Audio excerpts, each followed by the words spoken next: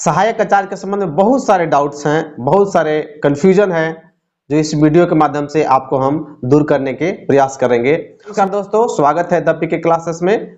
यह वीडियो आपके लिए उपयोगी होने वाला है। इस वीडियो में यह भी जानने का प्रयास करेंगे कि क्या हमें सावधानी बरतना चाहिए, एग्जाम कब होगी, इसके संबंध में सारा डिटेल बात करते हैं। तो चलिए फर्स्ट क्वेश्चन लेते हैं, जो बहुत सारे विद्यार्थियों का कंफ्यूजन है, बहुत सारे विद्यार्थियों का डाउट है। हमने पहले फॉर्म भर दिया है, क्या मुझे दोबारा फॉर्म भरना होगा? क्योंकि फॉर्म का जो भरने का जो वेबसाइट का जो डिजाइन है वो पहले कुछ और था, अभी कुछ और है। पहले कुछ और सब्जेक्ट दे दिया था, अभी कुछ और दे दिया है। तो इसके संबंध में बहुत सारे विद्यार्थियों का डाउट है, बहुत सारे विद्यार्थियों का कंफ्यूजन है।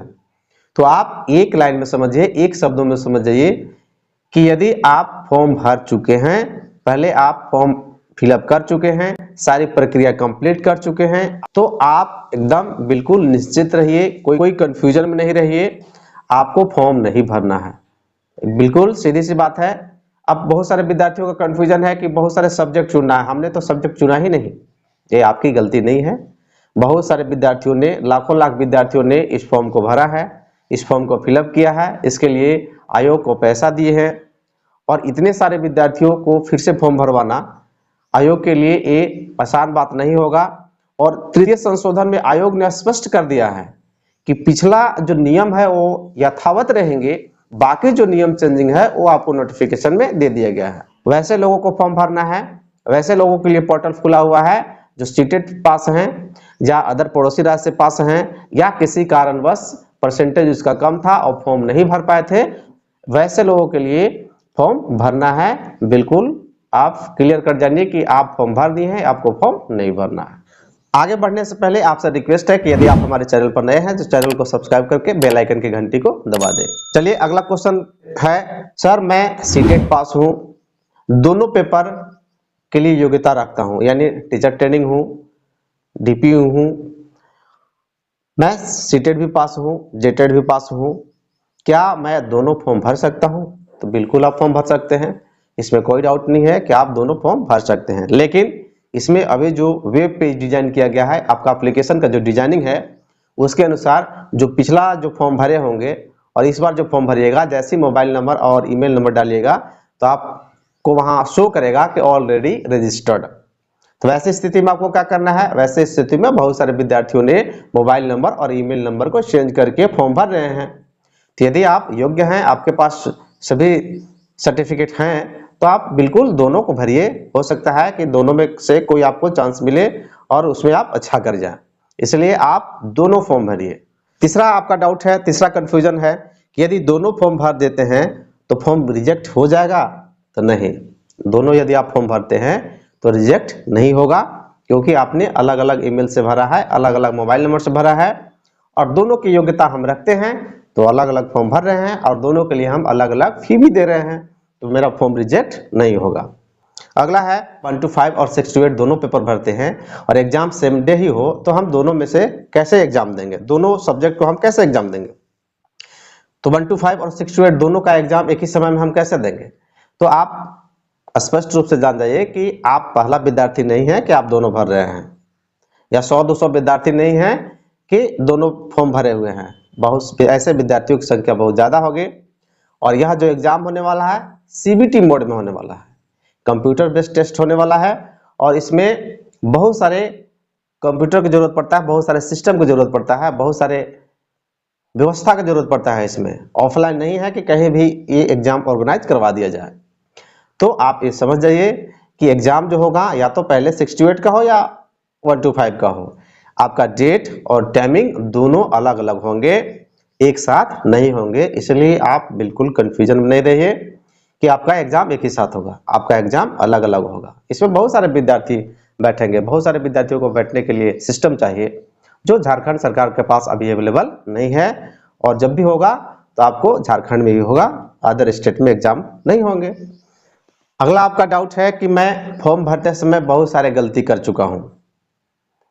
बहुत सारे गलती में होता क्या है कि या तो आप सब्जेक्ट चयन में गलती कर दिए हैं, या तो आपका क्वालिफिकेशन में गलती कर दिए हैं, या तो नाम वगैरह में गलती कर दिए हैं, तो आपने वैसा चीज को कर दिया जो ब्लंडर हो, तो आप चाहे तो दूसरा फॉर्म भर सकते हैं। इसमें आयोग के तरफ से स्पष्ट कर दिया गया है कि आप चाहे जितना फॉर्म भरिए, जितना बार आप फॉर्म भरिएगा उतना बार हम आपसे पैसा लेंगे, उतना बार हम आपसे शुल्क लेंगे, लेकिन मैं उसी फॉर्म को वैलिड मानूंगा जो आपने अंतिम समय में, अंतिम क्षण में, लास्ट टाइम में जो जिस फॉर्म को आपने फिलअप किया है। तो यदि आपके पास बहुत बड़ा डाउट है, बहुत बड़ा कंफ्यूजन है कि हमने बहुत बड़ा ब्लंडर कर दिया है, तो आप स्वतंत्र है, आप फॉर्म को भर सकते हैं। एक फॉर्म आपका वैलिड होगा, रिजेक्ट नहीं होगा। बहुत सारे प्रश्न हैं सब्जेक्ट सिलेक्शन में, पेपर 1 और पेपर 2 के संबंध में बहुत सारा कंफ्यूजन है कि पेपर 1 में क्या रखे, पेपर 2 में क्या रखे, पेपर 1 क्या होना चाहिए, पेपर 2 क्या होना चाहिए। तो मैं पेपर 1 के बारे में बात करूं, जो पेपर 1 जो आपका अर्हक है, जो आपका क्वालिफाइंग है, जो 30% लाना है आपको अनिवार्य है, 30% आपको लाना अनिवार्य है, उसमें कहता है कि मातृभाषा के अनुरूप। तो बहुत सारे विद्यार्थी अपने मैट्रिक के जो है, मैट्रिक के अनुसार भर दिए हैं। अब बहुत सारे ऐसे विद्यार्थी हैं जो मैट्रिक में सब्जेक्ट नहीं था, जो सब्जेक्ट दिया गया है वैसे भी भर दिए हैं। तो आपको उसमें भी बहुत बड़ा कंफ्यूजन होने की जरूरत नहीं है। जो विद्यार्थी मैट्रिक भाषा का अनुरूप भरे हैं उनको भी सही है। जो मैट्रिक भाषा का अनुरूप नहीं भरे, मैट्रिक में जो सब्जेक्ट था उनके अनुरूप पेपर 1 में नहीं भरे हैं, वो भी ज़्यादा कंफ्यूज में मत रहिए, क्योंकि इसके अलावा भी बहुत सारे सब्जेक्ट हैं, हिंदी, अंग्रेजी, खोटा, कुरमाली, नागपुरी, ऐसा सब्जेक्ट के अलावा भी हमारे यहाँ बहुत सारे पढ़ाई होते हैं जो मैट्रिक में पेपर 1 में विद्यार्थी रखते हैं, उनका मातृभाषा में लैंग्वेज 1 में होता है। जैसे कि उर्दू, क्योंकि इसमें नोटिफिकेशन में उर्दू नहीं दिया, लेकिन आपका वेब पेज खुल रहा है, लेकिन उर्दू भी बहुत सारे विद्यार्थियों का मैट्रिक में उर्दू होता है, बहुत सारे विद्यार्थियों का मैट्रिक में फारसी होता है, बहुत सारे विद्यार्थियों का मैट्रिक में बंगला होता है, बहुत सारे विद्यार्थियों का मैट्रिक में उड़िया होता है। तो क्या वैसे विद्यार्थी शिक्षक नहीं बन सकते हैं? बिल्कुल बन सकते हैं। तो आपका इसमें मेनली कहा जा रहा है कि आपका मातृभाषा का रूप, आप जिसमें मातृभाषा, जो आपका मातृभाषा हो, जिसमें आप सक्षम हो जानने के लिए, लेकिन इसका लेवल अलग अलग होंगे। तो बहुत बड़ा कंफ्यूजन नहीं है। बहुत सारे आयोग के पास ईमेल भी गया है, लेकिन आयोग तो अब समझ रहे हैं, आयोग की तरफ से कोई क्लियर नहीं है। तो इसमें यदि आप ऐसा कर दिए हैं तो बहुत बड़ा डाउट में नहीं रहिए, क्योंकि आप डाउट में रहिएगा तो आपका एग्जाम के ऊपर भी असर पड़ेगा। आप ठीक से ना एग्जाम दे पाएंगे, ना आप इसको समझ पाइएगा। इसलिए डाउट को छोड़ दीजिए, ये अर्हक है, क्वालिफाइंग है। पेपर 2 में आप देखिए, पेपर 2 में जहां लेने की बात है, इसमें पेपर 2 में आपका मेरिट बनेगा, और जिसमें मेरिट बनना है वही अनिवार्य नहीं किया है। जिसमें आप क्वालिफाइंग करने वाले हैं उसी को आप समझ रहे हैं कि ये मेरे लिए अनिवार्य है। तो ऐसा नहीं है। पेपर 2 का आपका मार्क्स जुटेगा, लेकिन इसमें कहीं नहीं है कि आप जो मैट्रिक में लिए हैं वही होगा। पेपर 1 में मातृभाषा जो आप जानते हैं वो रख सकते हैं, और विद्यार्थी जो मैट्रिक के अनुरूप जो भरे हुए हैं वो भी ठीक है, बहुत बड़ा डाउट नहीं है, बहुत बड़ा इशू नहीं है। अब हम सब्जेक्ट सिलेक्शन की बात करते हैं। 6 to 8 में भी कंफ्यूजन है सब्जेक्ट सिलेक्शन में। गणित वाले क्या रखे, साइंस वाले क्या रखे, सोशल साइंस वाले क्या रखे, लैंग्वेज वाले क्या रखे। तो इसमें हम बात करते हैं कि इसको 3 कैटेगरी में बांट दिया गया है। एक गणित एवं विज्ञान शिक्षक में, दूसरा सोशल साइंस शिक्षक में, और तीसरा लैंग्वेज शिक्षक में। तो हम पहले बात करते हैं गणित एवं विज्ञान शिक्षक के रूप में। तो इसमें स्पष्ट है कि 3 वर्षीय आपका ग्रेजुएशन होना चाहिए। आप किसी भी साइंस सब्जेक्ट में यदि आप हैं, कंप्यूटर साइंस भी है, इंजीनियरिंग भी हैं, तो आप सिंपली बीएससी भी हैं, तो आप फॉर्म को अप्लाई कर सकते हैं। आपके पास 3 वर्षीय डिग्री होना चाहिए। लेकिन इसमें नीचे स्पष्ट लिखा हुआ है कि +2 में गणित, भौतिकी, रसायन शास्त्र, वनस्पति विज्ञान एवं जीव विज्ञान में से कम 2 विषयों के साथ उत्तीर्ण होना अनिवार्य है। तो इसके लिए एक कंसेप्ट दिया है कि जिनका ग्रेजुएशन मैथ से किए हैं, लेकिन बहुत सारे ऐसे बोर्ड है कि आप ग्रेजुएशन मैथ से कर सकते हैं लेकिन वो बीएससी नहीं होता है। तो इसमें आपको इसलिए कंसेप्ट दिया गया है कि आप यदि बीएससी रहेंगे, आप साइंस फैकल्टी के स्टूडेंट रहेंगे, तभी आप साइंस का कंसेप्ट दे सकते हैं, तभी आप साइंस पढ़ा सकते हैं। इसमें बहुत सारे कैटेगरी का भी शामिल किया गया है। इसलिए इसमें इंटर में 2 सब्जेक्ट आपका होना जरूरी है, तभी आप साइंस और गणित के शिक्षक माने जाएंगे, अन्यथा नहीं माने जाएंगे। तो हम आपको सलाह देंगे कि आप कोशिश कीजिए कि जो आपका जो ऑनर्स है, ऑनर्स पेपर को एक भरिए, और जो आपका 2 पेपर जो इंटर में रखे हैं उस पेपर को आप इसमें रखिए। और इसमें बहुत सारे विद्यार्थियों को कन्फ्यूजन है कि पहले का जो वेब पेज था, पहले का जो फॉर्म भर रहे थे, तो उसमें आपका सब्जेक्ट ऑप्शन नहीं था, लेकिन इस बार सब्जेक्ट ऑप्शन दे दिया है। तो उनको घबराने की जरूरत नहीं है। एक बार एडिट का ऑप्शन आएगा, एडिट का ऑप्शन आता है, आप लॉगिन पासवर्ड डाल के देख लीजिएगा। यदि आपको मौका मिल रहा है एडिट करने का तो एडिट आप कर लीजिएगा, नहीं मिल रहा है तो आपको एग्जाम में आपको सिलेक्शन करना है।